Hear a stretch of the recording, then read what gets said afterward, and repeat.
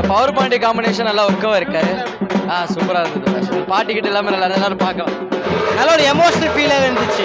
எல்லாரும் ஆக்டிங்கும் நல்லா இருந்துச்சு, பாட்டு நல்லா இருந்துச்சு. செம்மையாக இருந்துச்சு ப்ரோ. மாஸ் பறக்க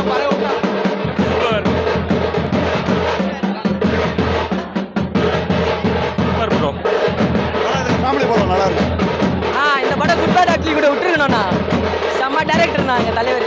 அவர் எப்பவுமே டைரக்ஷன் பண்ணணும். பண்ணி ஆகணும். கன்ஃபார்மாக அவர் மட்டும்தான் பண்ணணும் டைரக்ஷன்.